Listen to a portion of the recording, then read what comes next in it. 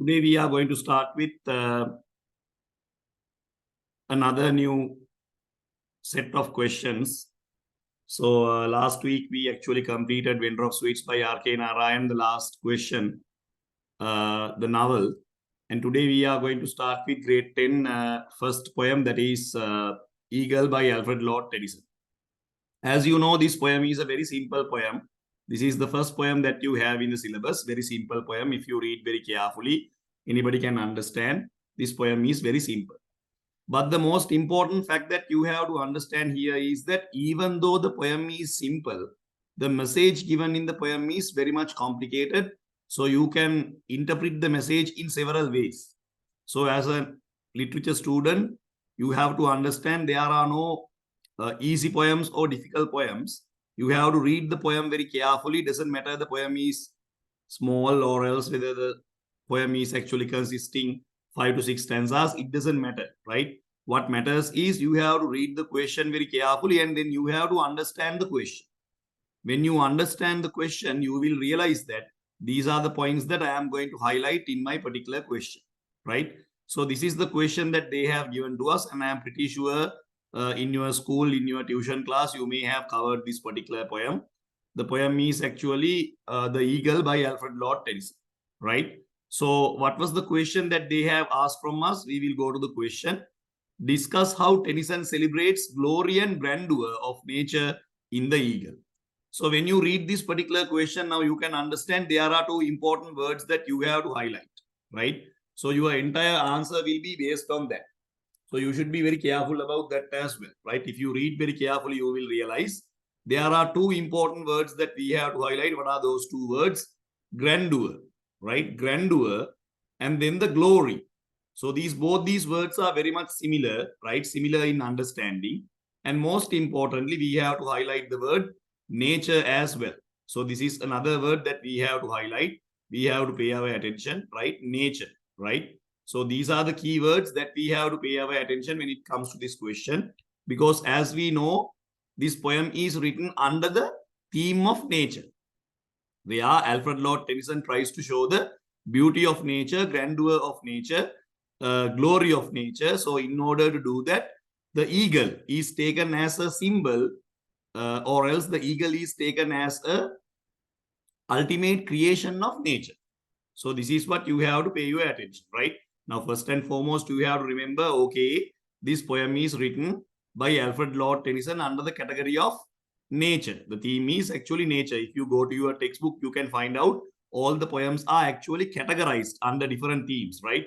So you have basically 5 themes. You have nature, you have society, you have life, you have humor, likewise conflict, right? Basically, you have 5 themes when it comes to your ordinary level examination. When you go through the paper, you can see them.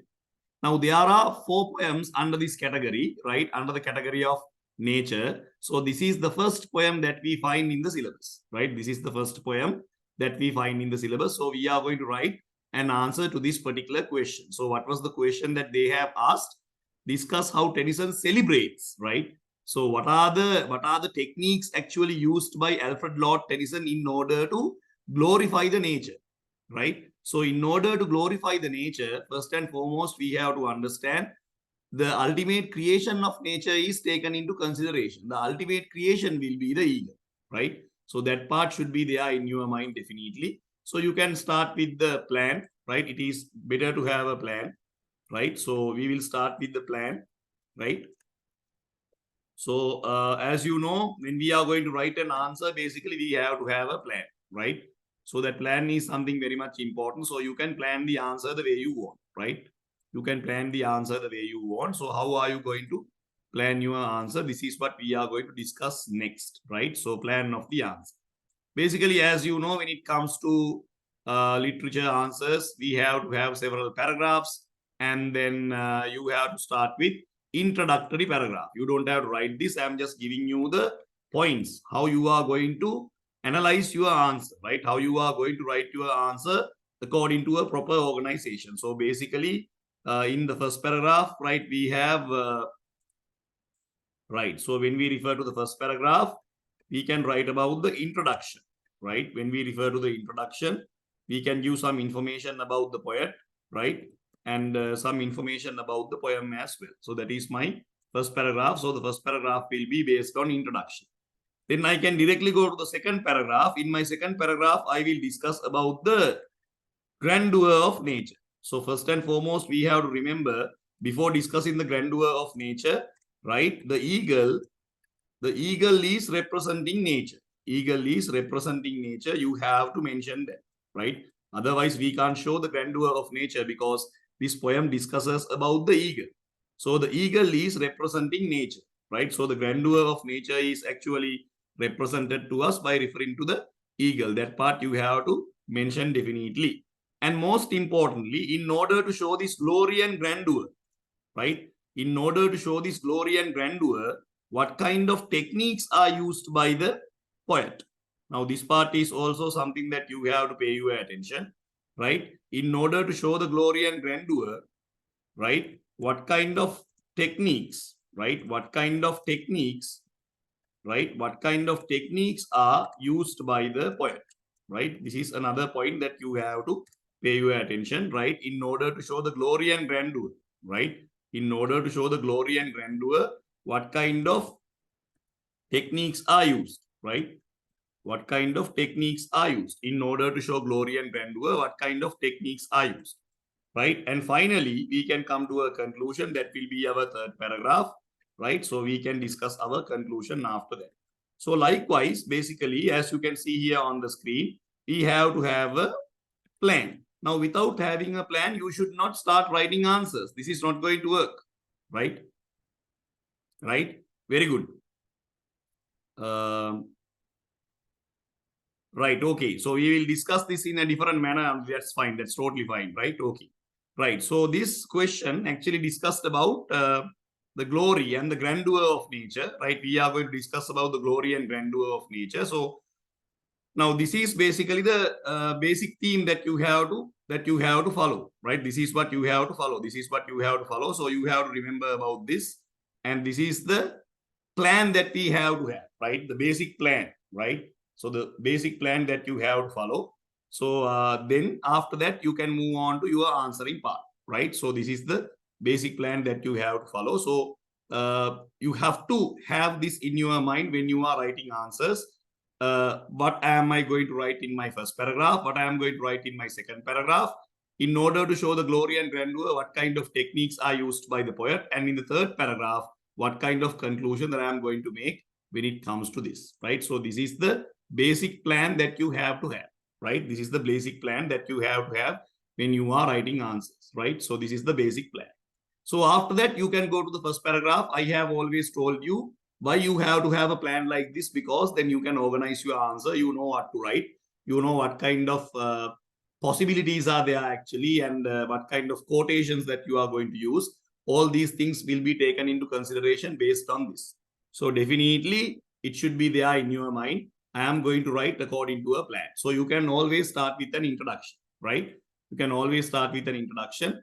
So we have the second paragraph. Then we have in the second paragraph, actually, we are trying to write the answer. Most of the points will be added in the second paragraph. And the third paragraph, actually, after completing, paragraph means you can take them as sections. More than paragraphs, the more suitable word will be sections. You can divide them into sections, and then you can move on with the explanation, right? Okay, so we will go to the introduction, right? Right. So I hope you guys have completed that. Then we can start with the introduction, right? So this is the introductory paragraph that I have given. The Eagle is a poem written by Alfred Lord Tennyson. He is one of the most popular Victorian poets. So when we discuss about Alfred Lord Tennyson, he belongs to the category of Victorian poets. Victorian refers to during the Victorian time period, when Queen Victoria, when she was ruling the England, right? That time period is known to be Victorian England, Victorian society, right? So Victorian England, Victorian period. So when Queen Victoria was actually ruling England, that time period, that era is known to be Victorian England, right? So Alfred Lord Tennyson actually belonged to that category. Now, when we refer to certain writers, we are actually basically differentiating certain writers into different sections, right? So that is also something very much important that you have to pay your attention. Now, when you take the Victorian period, right, that part also it is better to write down. So I will explain that part as well. As literature students, I believe you have to have some kind of understanding about that one as well. Now, when you take Victorian period, because we have a couple of writers actually under this category, so this note is also very much important for you to discuss. Now, when we take Victorian society, Victorian literature, right? So basically in Victorian period can be divided into two parts actually, where we have two types of writers, right? You can divide this into two parts. So when you take Victorian period, actually in Victorian period, basically we can see two types of writers, where you have two types of genres basically, right? So this is also important in the Victorian period, my dear students.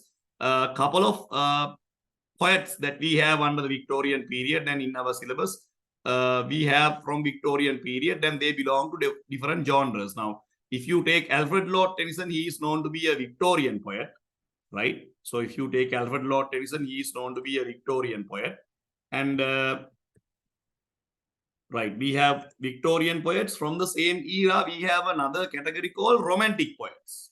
Now, this is very much important that you have to pay your attention, right? So in the Victorian period, we can see two types of poets, right? The first category is known to be Victorian poets, and the second category is known to be Romantic poets.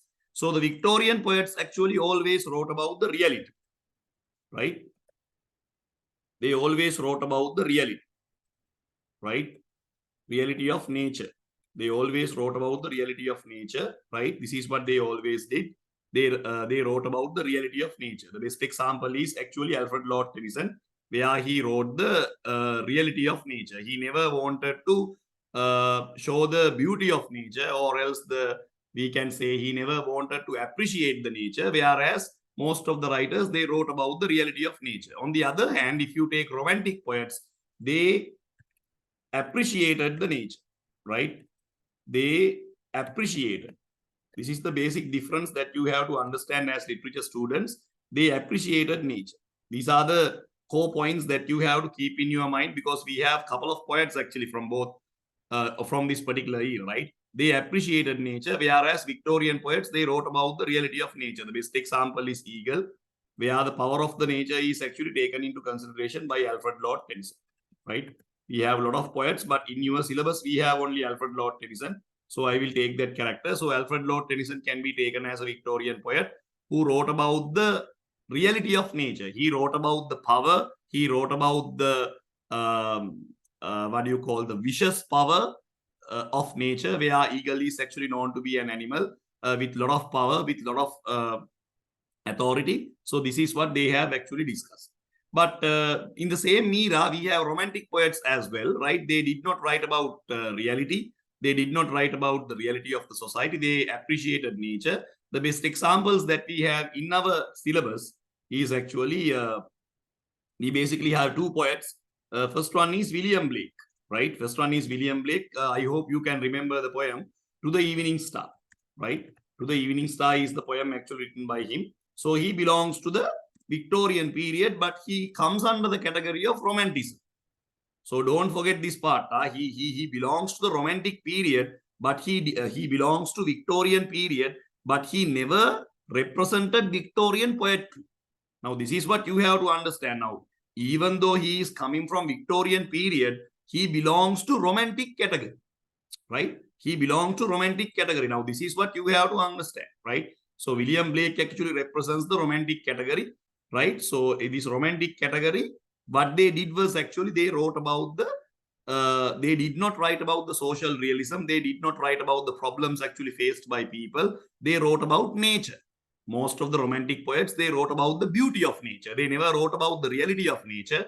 They always appreciated nature. They attributed something to nature. So that is why they are popular.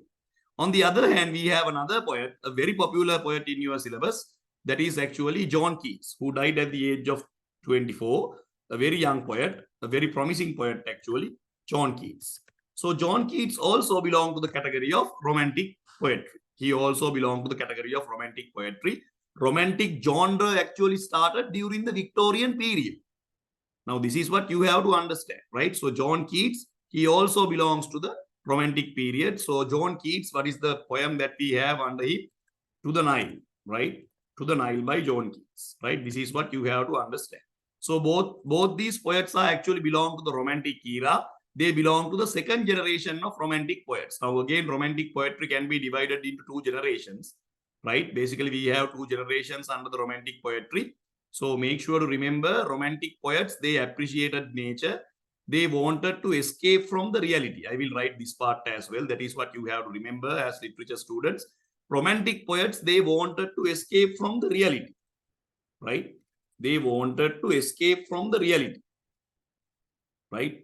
They wanted to escape from the reality. They never wanted to discuss about the real social problems, right? They never wanted to discuss real social problems, right?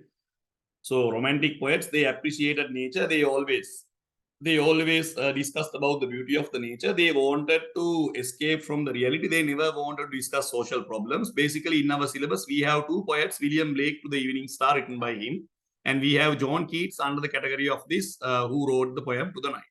So both of them are actually belong to the Romantic period. So Romantic period can be divided into two parts, right? Romantic period can be divided into two parts. Not romantic period, actually, romantic genre. The genre of romanticism can be divided into two parts. We have the first generation and we have the second generation, right? So both William Blake and John Keats, they belong to the second generation of romantic poets, right? So this part also you have to remember, because when we are learning English literature, you have to know about the genres, right? Different genres and the time periods. That is something very much important, right? So in the romantic period, in romanticism, basically we have two generations, right? So the first generation is known to be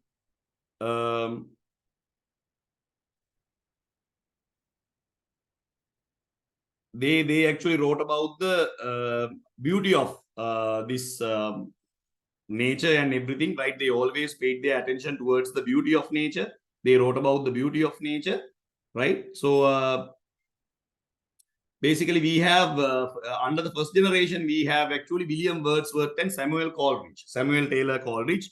They are the ones who initiated this, right? And the second generation, we have William Blake and John Keats. They belong to the second generation of romantic poetry, right? So they are the ones who represented the second generation. So these two belong to second generation, and we have in the first generation William Wordsworth, right? William Wordsworth is representing the first generation. He is the one who actually initiated this particular genre. And then we have Samuel Taylor Coleridge as well, right? He is also belong to the category of first generation. So these two belong to the first generation, and William Blake and John Keats belong to the second generation. Why we call them second generation? Because after initiating, these two are the ones who initiated actually the romantic poetry. After the initiation, actually, they are the ones, these two are the ones who initiated, and after that, they are the ones who actually continued this category, right? So this is what you have to remember. So there is a big difference between Victorian poets and romantic poets. Try to understand, Victorian period is an era. It's a time period. So in Victorian time period, there were two genres, right? There were two genres basically. We had the Victorian poets and we had the romantic poets. So Victorian poets are totally different from romantic poets. The basic difference was actually most of the Victorian poets, they talked about the reality of the society. They discussed about social problems. They discussed about troubles and tribunals and challenges faced by people, right? Victorian poets, they paid their attention towards that. But when it comes to romantic category, romantic poets, including William Wordsworth, Samuel Taylor Coleridge, William Blake, John Keats. In our syllabus, we have William Blake and John Keats. So William Blake and John Keats and all the other romantic poets, they did not pay their attention towards this suffocation. They did not bother about people. What they bothered actually about the society, and they always wanted to escape from the reality. They did not want to face these challenges, these problems. They actually wanted to escape from these problems. So that is how they have actually used their poetry.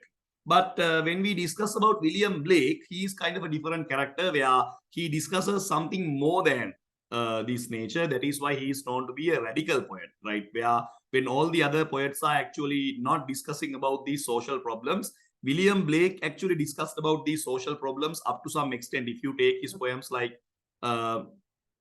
Chimney Sweepers and London, if you refer to those poems, you will realize that no, he has discussed about these social problems up to some extent, right? Up to some extent, he has discussed about these social problems. As a result of that, we call William Blake as a radical poet. Now, this is also you have to highlight, my dear students.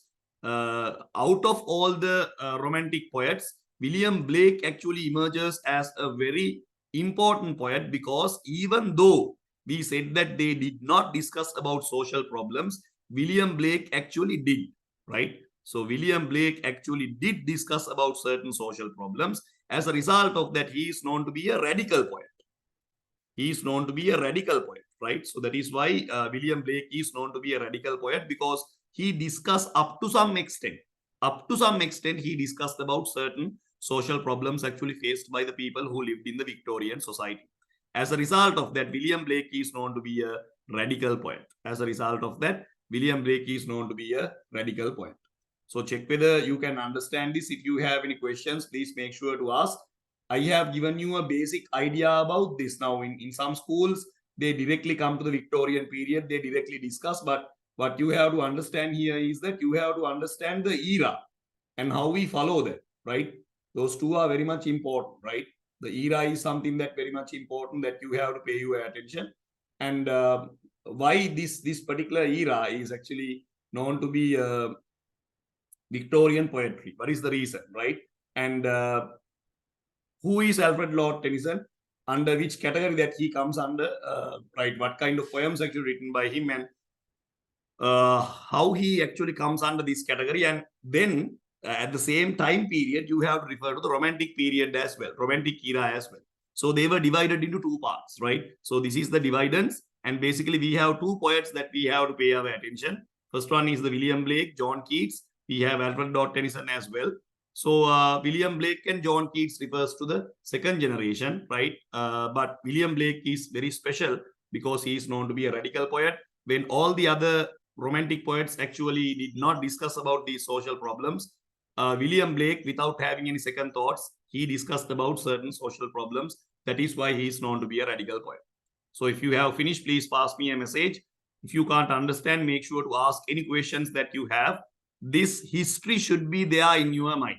When you are writing answers, you can't just write, this is Victorian period. You should know what happened in the Victorian period, right? What are the two genres that they had, right? So that knowledge should be there in your mind.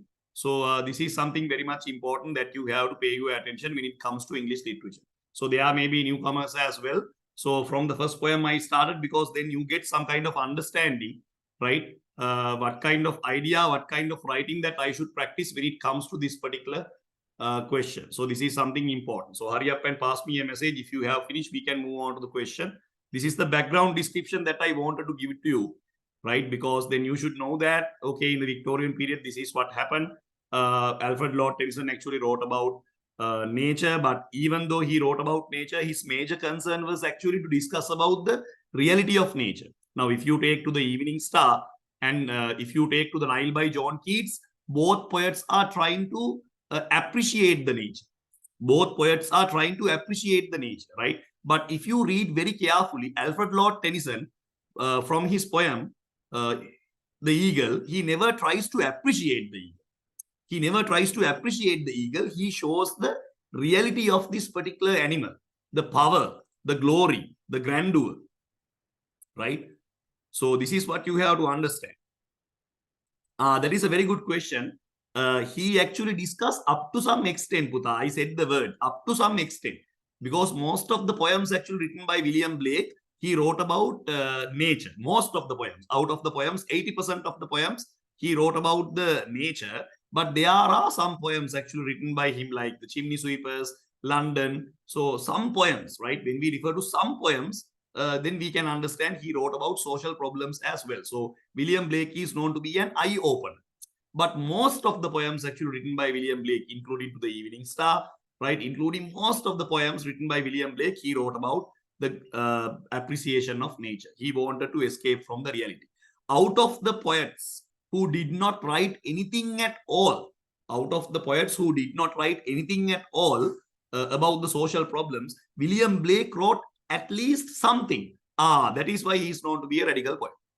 That is why he's known to be a radical poet, because John Keats, William Wordsworth, Taylor, Samuel Taylor Coleridge, these people, they didn't even touch those social problems. But William Blake, right, being an ardent Catholic follower, he understood the reality, and sometimes he wrote certain poems actually against the church, right, against the rulers, against the government. So he showed the naked truth. He showed the naked reality in the society, what kind of troubles and tribunals faced by small children due to population, due to lack of nutrition, due to industrialization. So all these problems actually he discussed up to some extent, not 100% Anudhi. That is what I want to tell. Up to some extent, right? Not 100%, right? Because there were poets who discussed about these problems like so much, like 100%. But if you take William Blake, he actually discussed certain problems, right? So that is why he is known to be a radical poet, where he was very much radical. He was challenging the church as well. Now, he is an ardent Catholic follower, right? William Blake is known to be an ardent Catholic follower, right? But he even challenged the church as well.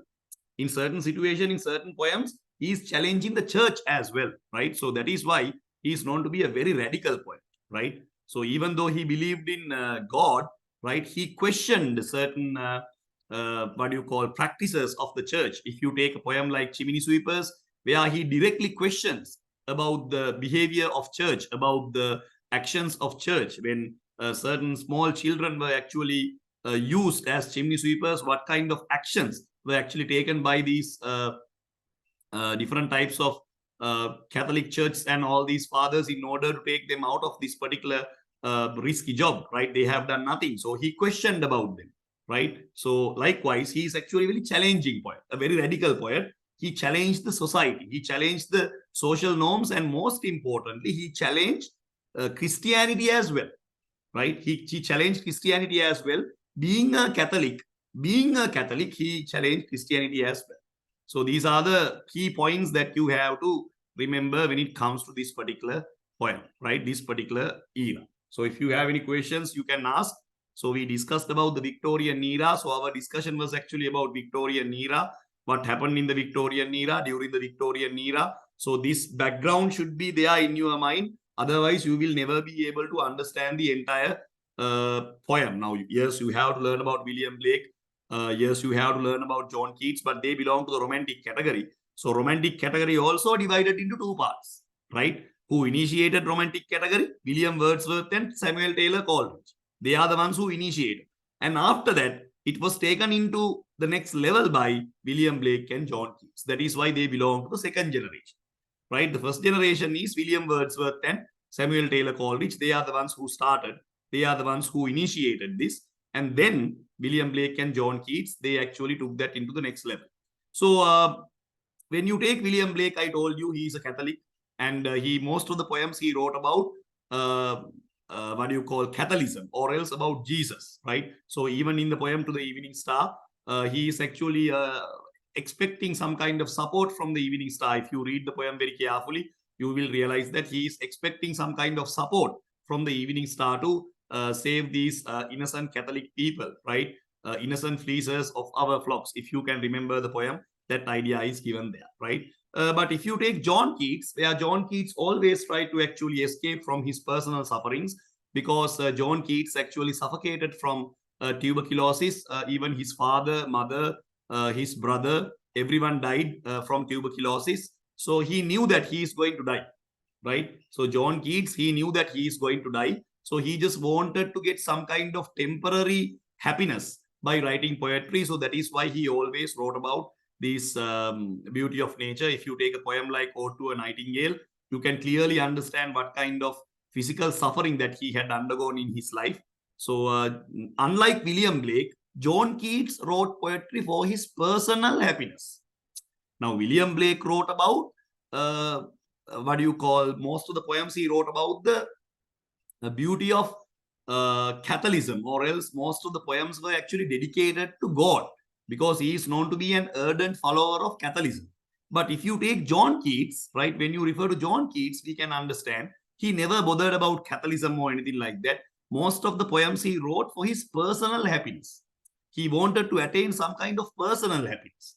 He never wanted to attain any love for God or else anything like that. He knew that he is going to die. He had a personal problem, personal suffocation, because at that time period there was no medicine for tuberculosis. Now we have, but those days we didn't have any medicine. So as a result of what actually happened, he died at the age of 24 or 23.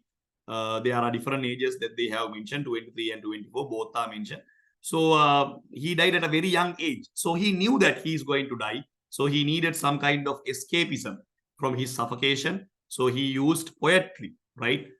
In his poem, he says, "Ode to a Nightingale," poetic wings. He is using poetic wings to escape from this suffocation, right? He never wanted to live in this world.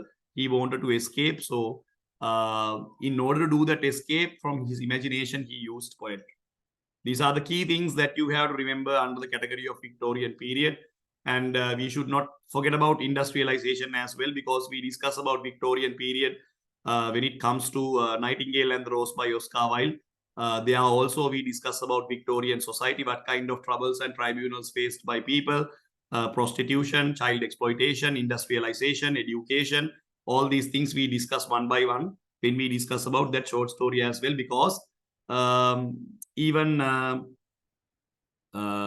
Oscar Wilde also belongs to the category of Victorian, right? He is not a romantic. He also represented Victorian category, where we have Thomas Hardy. He also belongs to the category of Victorian ideas. So these are the things that you have to remember when we discuss about Victorian culture, Victorian tradition. So these are the basic points that you have to remember, right? So if you have any questions, you can ask, then we can move on to the question. Please pass me a message if you have finished.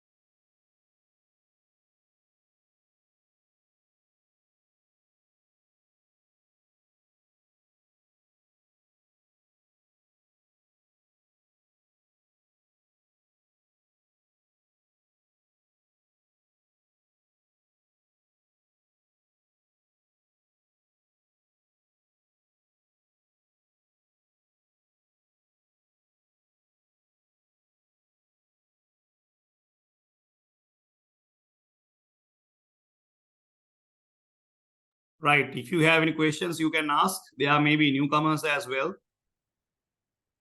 Right. If you have any questions regarding the Victorian era, Victorian society, and Victorian tradition, these are the basic things that you have to remember, because when you are writing answers, this knowledge will be very much important, right? So these are the basic things that you have to remember about the Victorian era, Victorian category, right?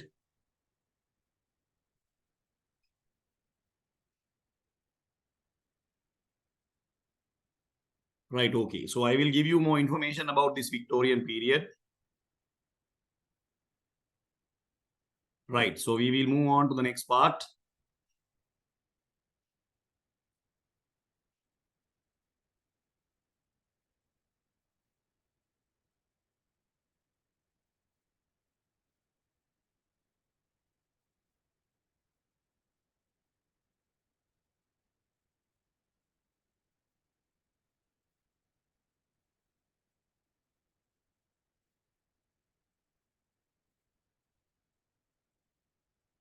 Right, so I hope that you guys can see the screen, right? So we will start, this will be a I am going to explain this particular poem because we have a couple of newcomers.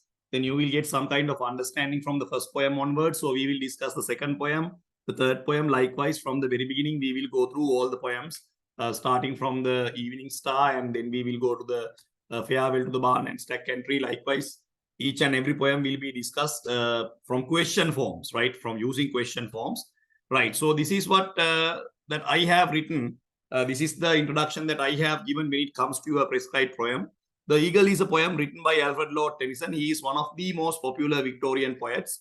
The Eagle is one of Tennyson's shortest poems. Yes, when you read this, you will realize that this is one of the shortest poems that we have in the syllabus.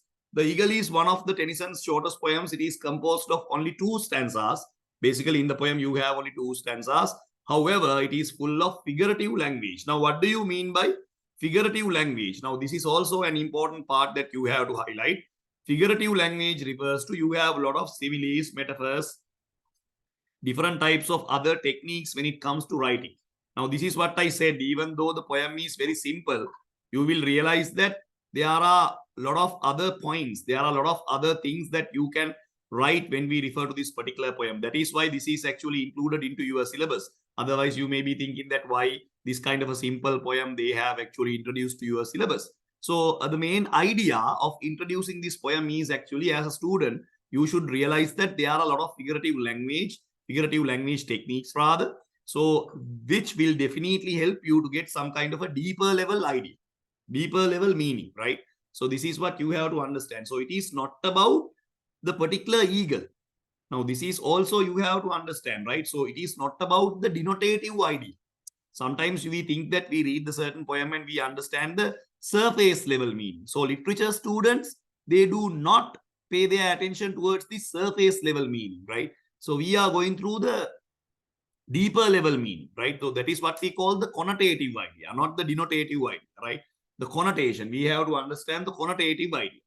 There are a number of techniques utilized by the poet in order to create the majestic image of the bird, right? So we are discussing about the grandeur or the glory of this particular bird, right? So there are a number of images actually used by, number of techniques actually used by the poet in order to create this bird, a special bird. Why this particular bird is special when we compare with the other birds, right? The bird is a creation of nature. The grandeur and glory of the nature is represented through the bird by the poet quite admirably. So I have said that the bird is a creation of nature. So you have to always connect this. Now, I have seen that some students, they don't understand. Now, whatever the question that you get, you have to connect that. The question should be connected with the particular poem, with the particular short story. Now, nature, we found the word nature in our question. So how this is actually relevant to nature? Because the eagle is a creation of nature. That part you have to mention. Without mentioning that part, nobody will recognize your answer, right? There should be a recognition to your answer, right? So if we are discussing about the grandeur of nature, glory of nature, which means that nature is something much more special than any other thing. We all agree for that, right?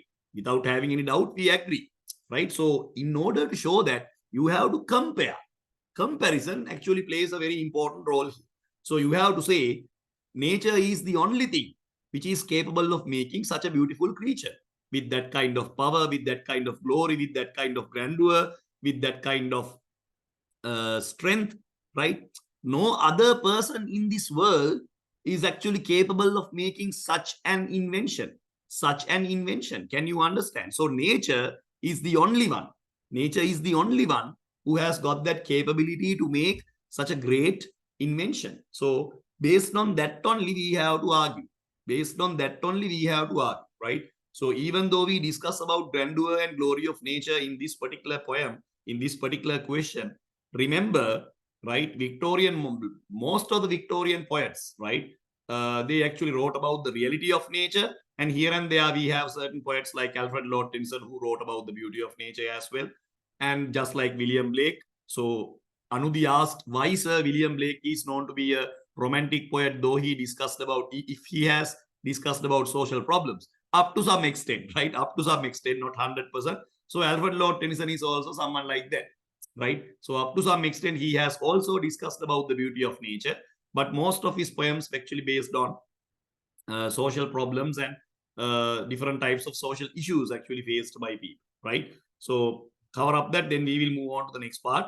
So I just wanted to give you an idea from the first poem onwards. We will move on, right? Then just an idea will be given to you, right? This is what I have to cover. This is the entire part that I have to cover, because you may have covered this like long time ago, right? So you may not have this in your mind, since we don't have a revision class as well.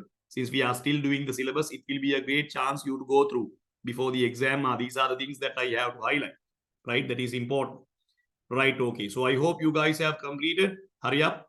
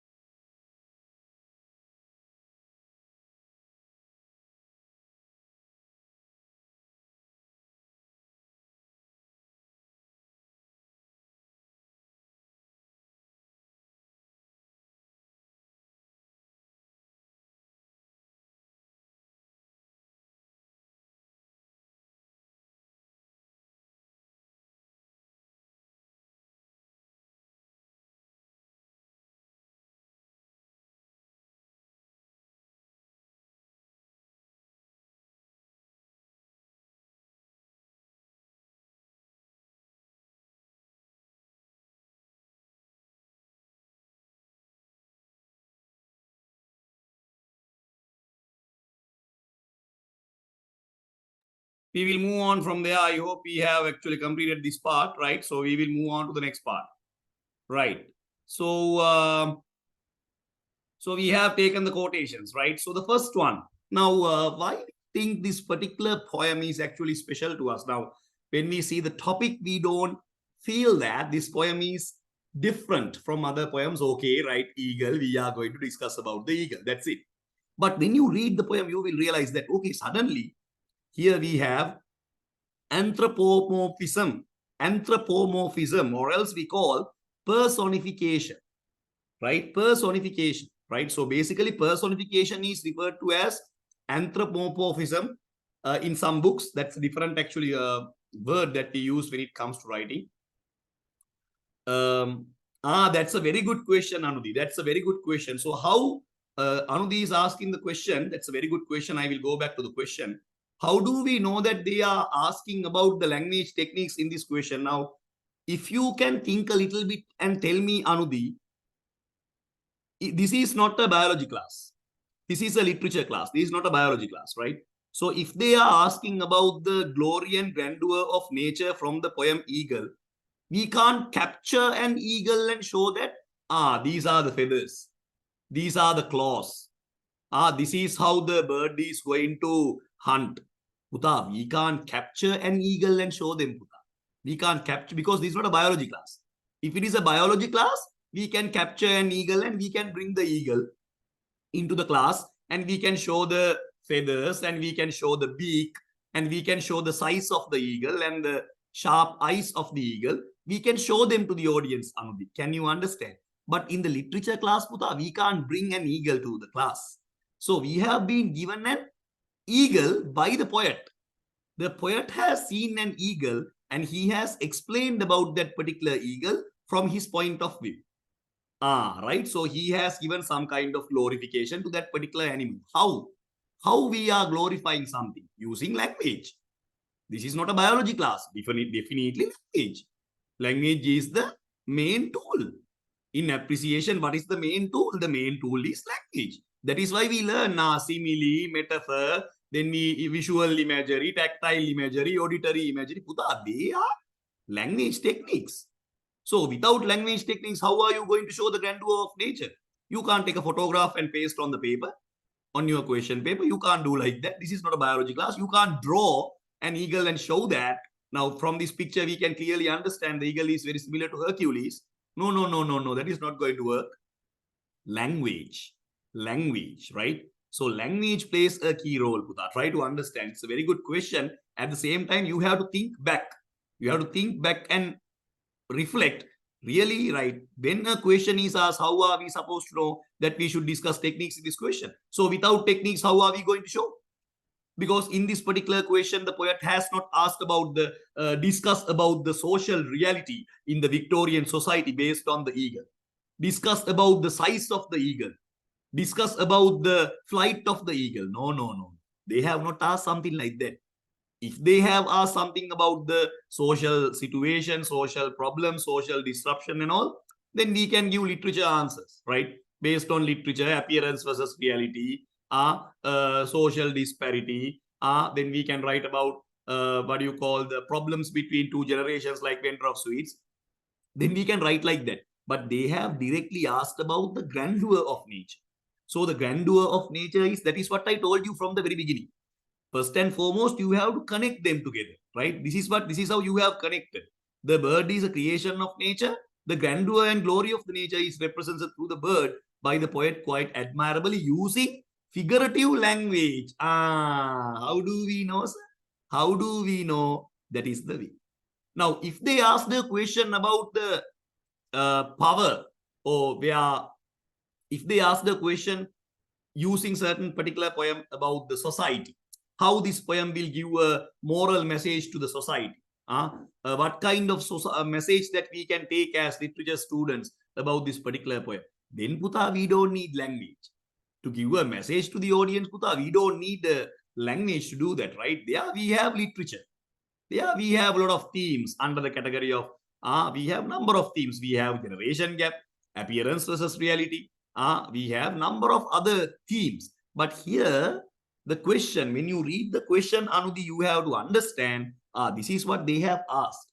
So they are asking us to tell about the beauty of the nature, grandeur of the nature.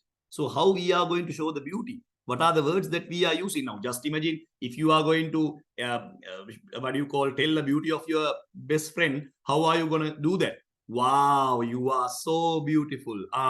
Adjectives.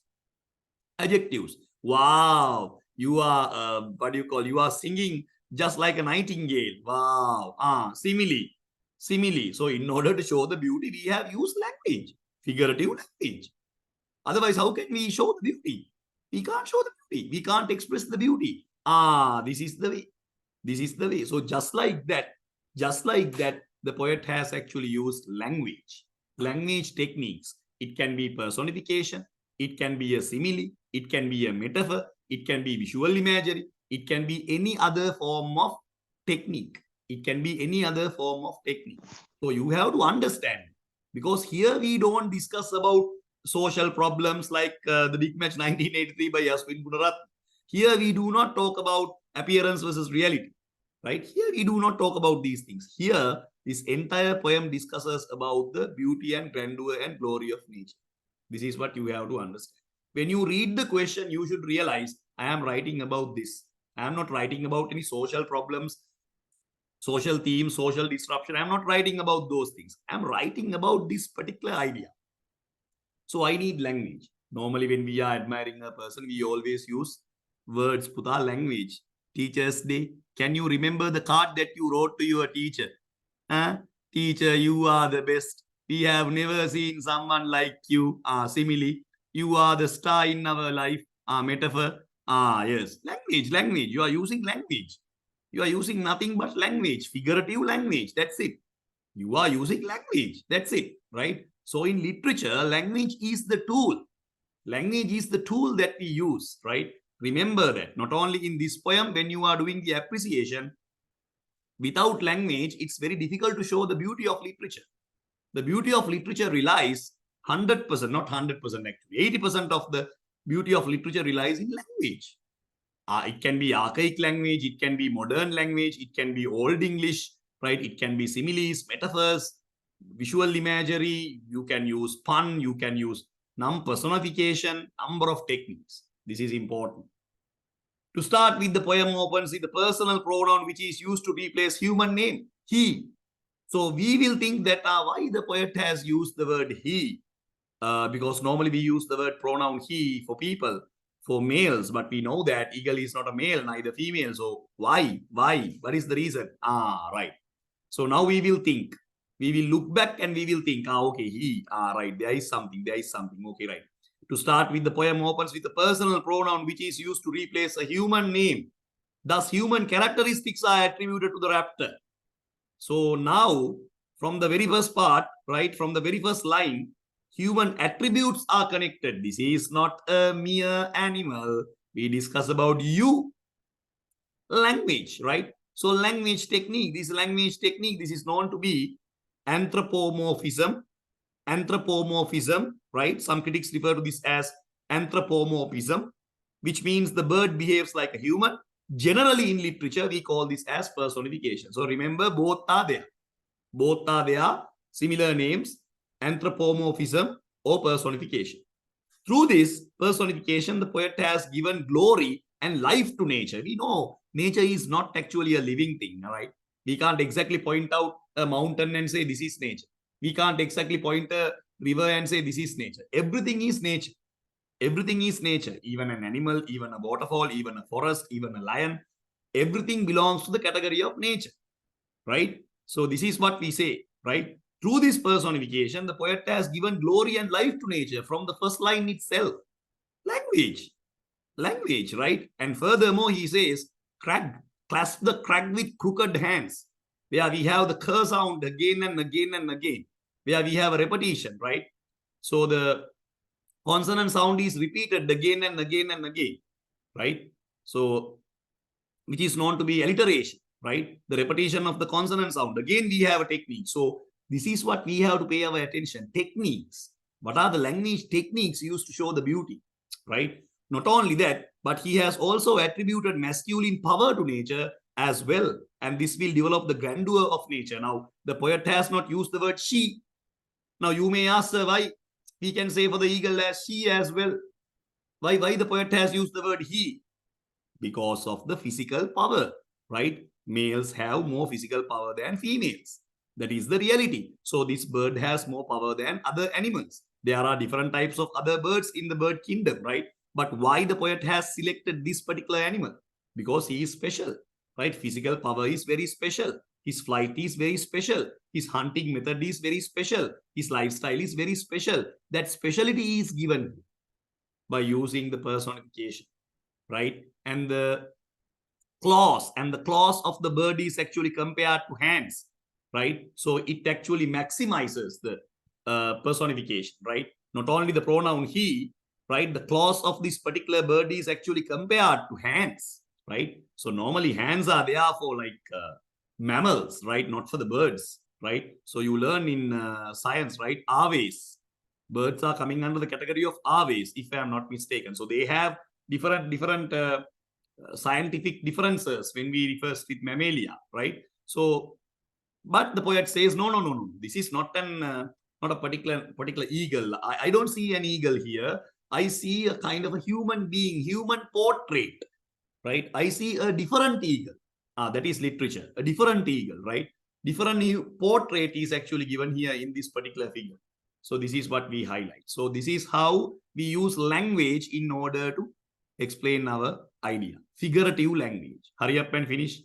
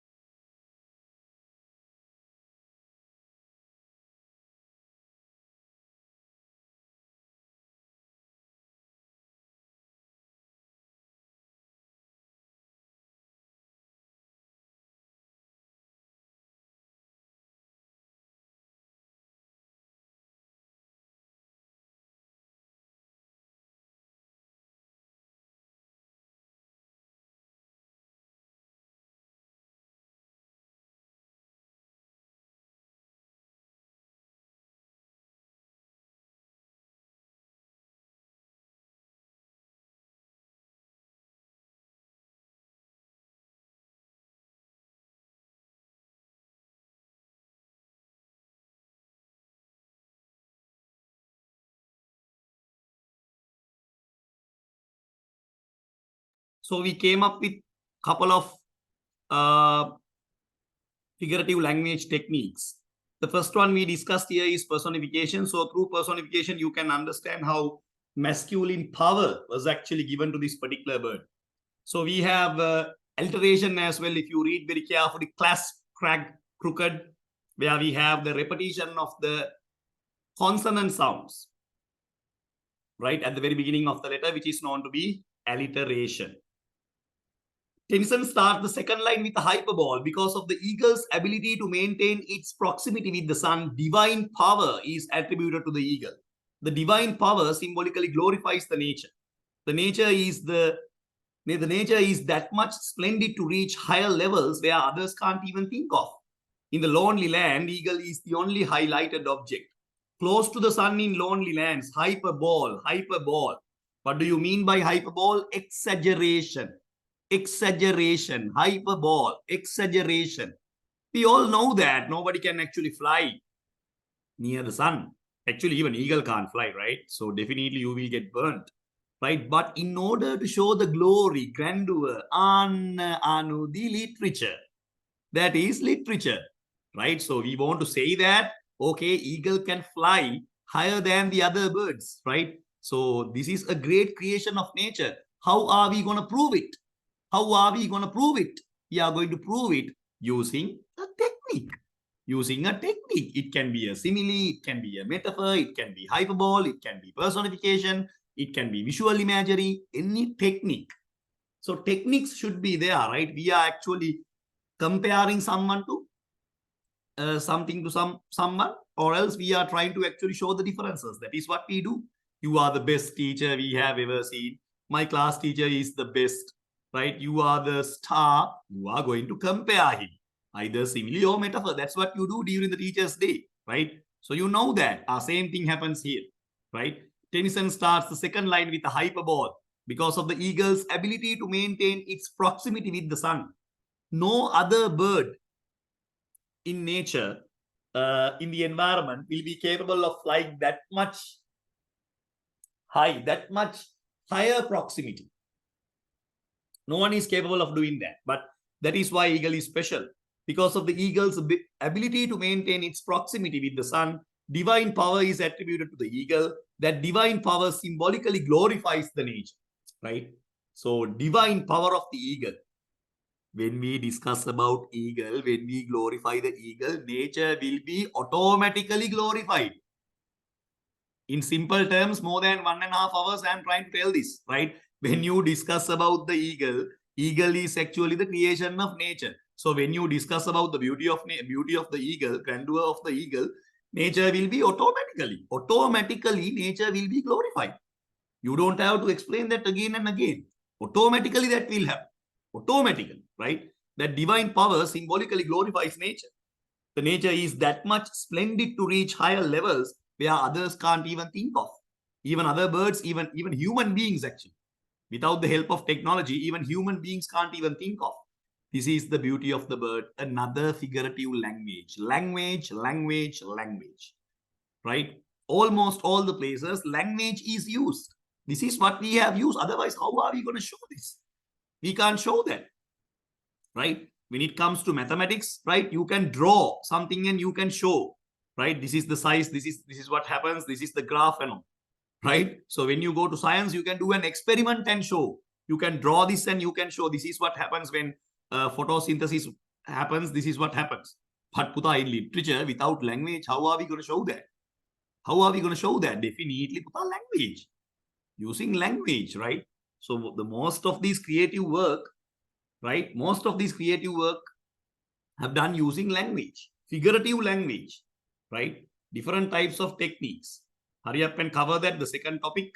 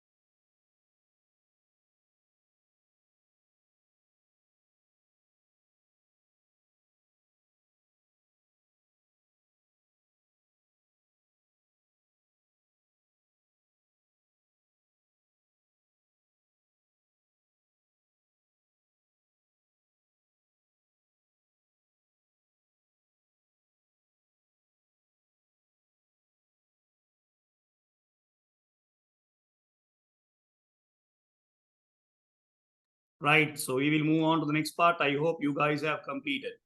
The wrinkled sea beneath him crawls. To be wrinkled is to be physically marked by many lines similar to the skin of an elderly person. So when we suddenly discuss about the word wrinkled, we will get the idea to our mind that, okay, like old person, right? Because we have the wrinkled skin, right? That is the first thing that comes to our mind. To the vintage point of the eagle, the sea seems to have a texture which is similar to an old man. So with the power of the eagle, because the eagle is on top of the mountain now, right? He's perched on top of the mountain and he can see this beautiful sea or else the ocean. The wrinkled sea beneath him is not actually above him, it is beneath him. So now we know that the ocean or the mighty sea is much more powerful than any other aspects, any other objects, right? We have experienced tsunami in Sri Lanka, right? So we know that what kind of destruction can be done by the sea. But that even that mighty sea is actually taken as an old man in front of this particular bird. So it again shows the power vested upon this particular animal, right? This is what you have to understand.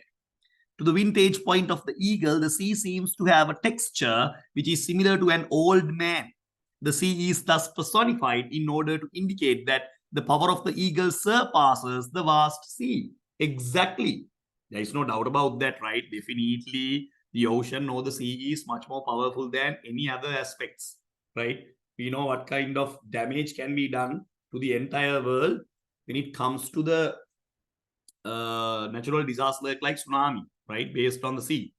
So, but however, when we compare this with this particular animal, it's a little bit different, right?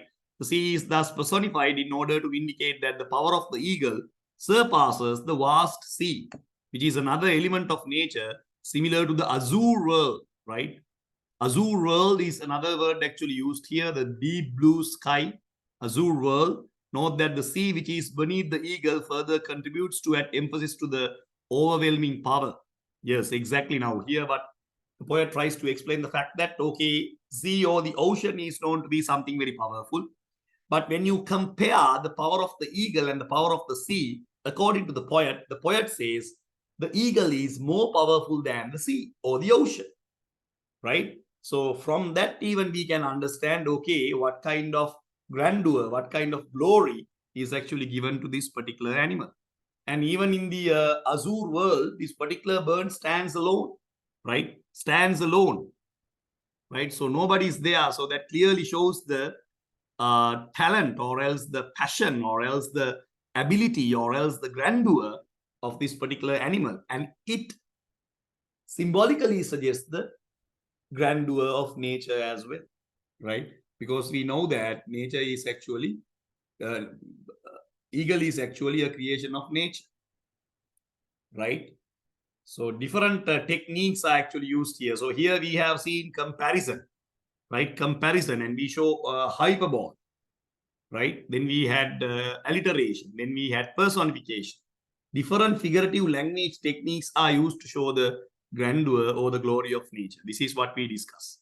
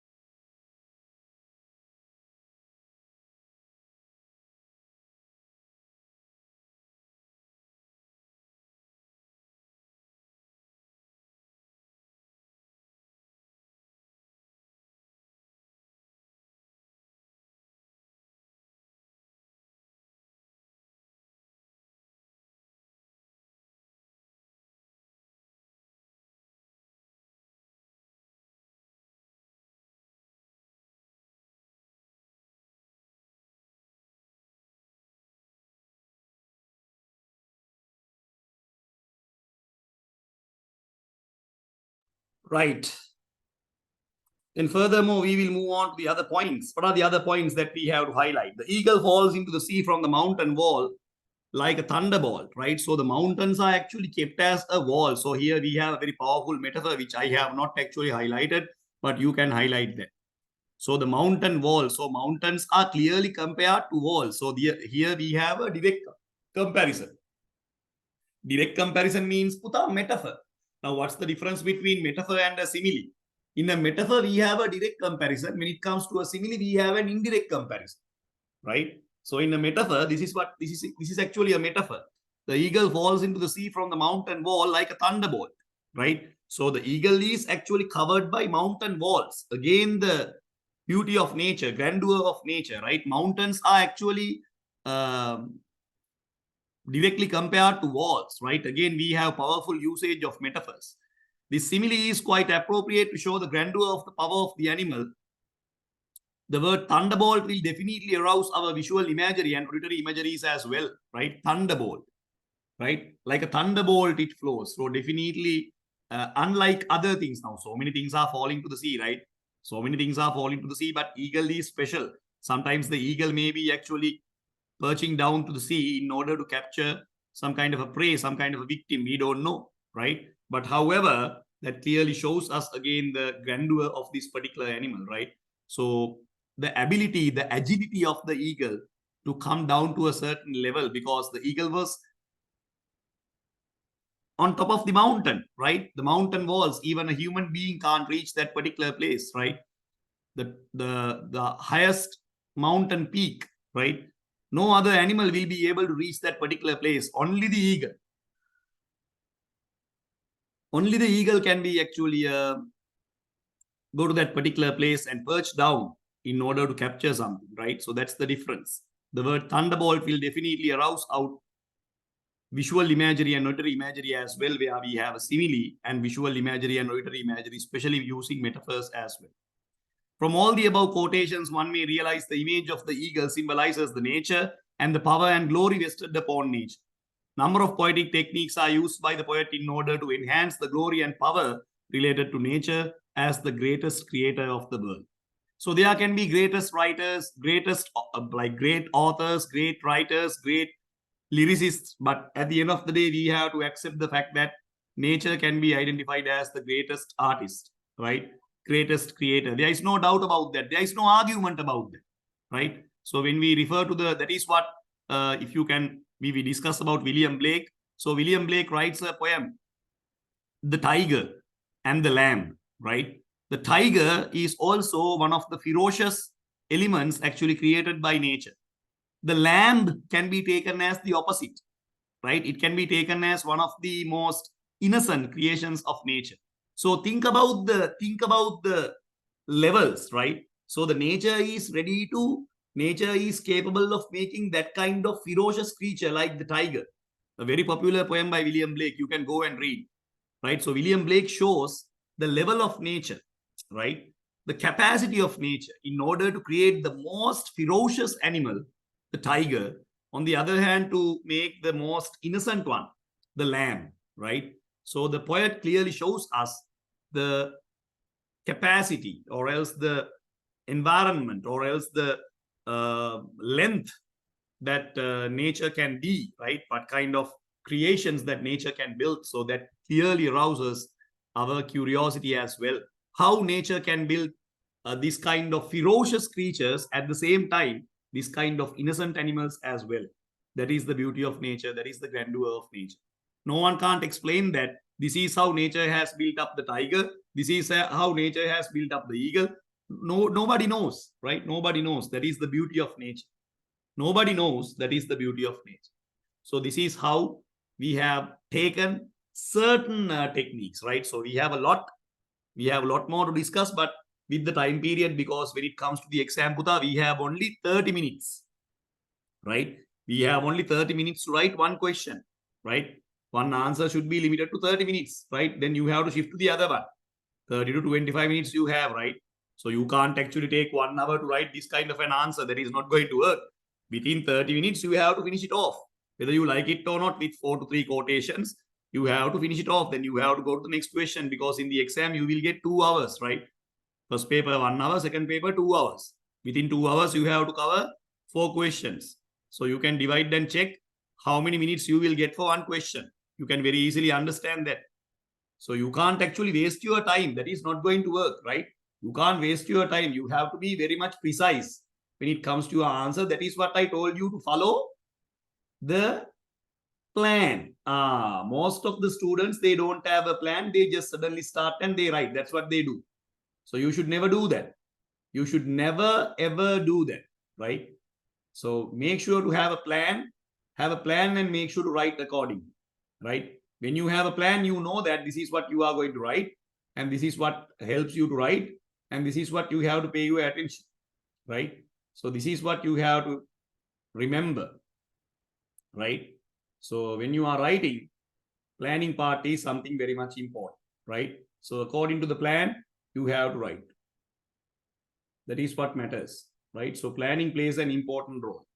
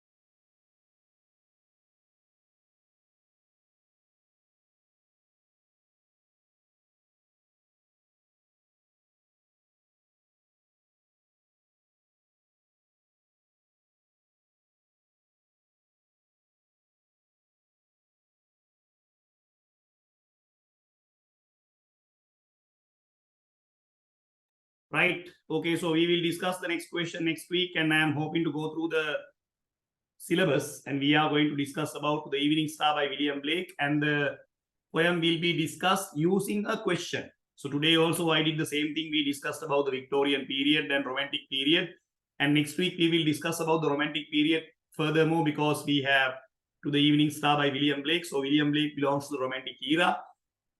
So likewise, we will go one by one, and we will discuss each and every poem that we have done in grade 10, because we have grade 11 students as well. So if you have finished, you can leave the meeting. Thank you so much.